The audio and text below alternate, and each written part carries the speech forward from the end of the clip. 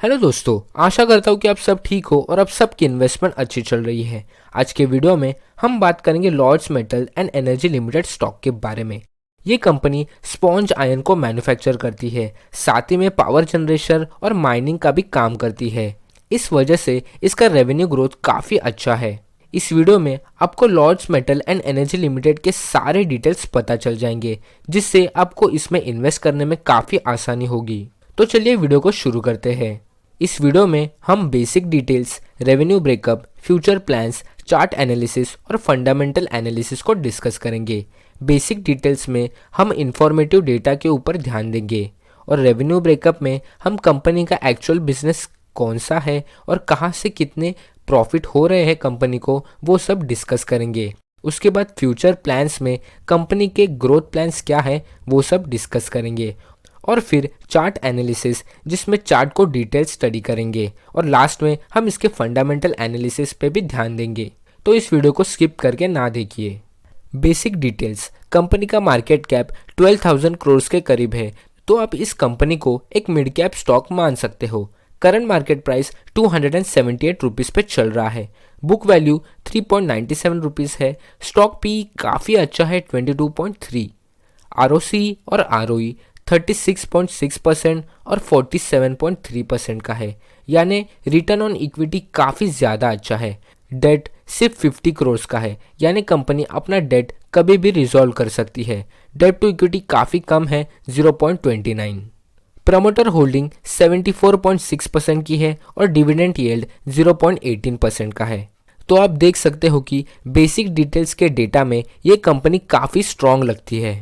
चलिए अब इस कंपनी के रेवेन्यू के ऊपर बढ़ते हैं। The company earns 83% of revenues from sales of sponge iron and steel and the rest 17% from power, यानी 83% मैन्युफैक्चरिंग ऑफ स्पॉन्ज आयरन से आता है और बाकी का 17% पावर जनरेशन के बिजनेस से आता है। The company has propose to set up a new mineral based steel plant at Konsari village, Maharashtra.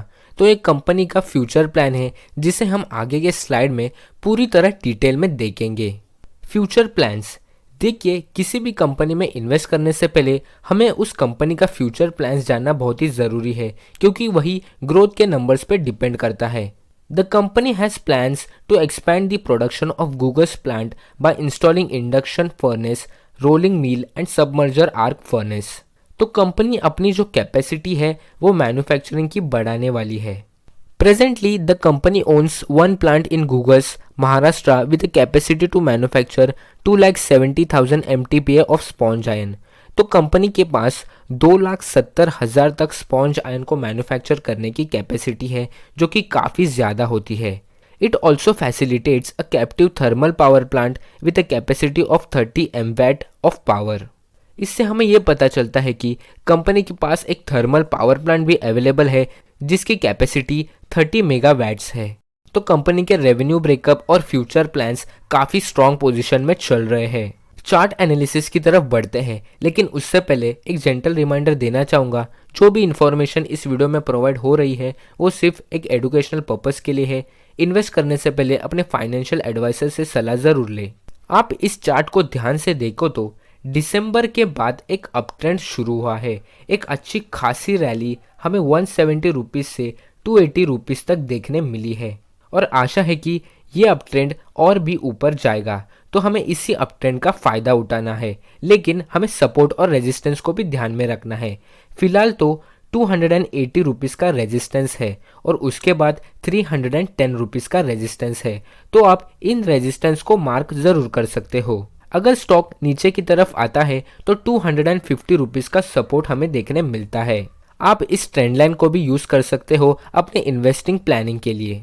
Quarterly result, company के सेल्स एवरेज से दिख रहे हैं। 333 करोड़ के सेल्स मार्च के महीने में हुए थे, उसके बाद सेल्स बढ़े ही है। सितंबर में आके सेल्स 674 करोड़ तक आ चुके हैं। नेट प्रॉफिट देखे तो 114 करोड़ मार्च के महीने में, फिर जून के महीने में -930 करोड़। तो जून के महीने में कंपनी को भारी नुकसान हुआ है, लेकिन उसके बाद कंपनी ने बाउंस बैक किया और अभी सितंबर में नेट प्रॉफिट 143 करोड़ का है। तो ओवरऑल क्वार्टरली रिजल्ट देखे तो कंपनी प्रॉफिट में ही चल रही है। शेयर होल्डिंग पैटर्न में काफ़ी अच्छी पॉजिटिविटी है, क्योंकि मार्च के महीने में प्रमोटर्स की होल्डिंग 69% की थी और अब वो होल्डिंग 74% की हो गई है। तो प्रमोटर्स अपने इस कंपनी में अपनी होल्डिंग बढ़ा रही है, जो कि काफ़ी अच्छी न्यूज़ है।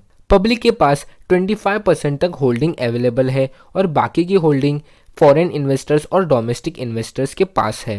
होप कि आपको ये इन्फॉर्मेशन अच्छी लगी। अगर इन्फॉर्मेशन ज़रा से भी हेल्पफुल लगे तो लाइक और चैनल को सब्सक्राइब करना ना भूलें।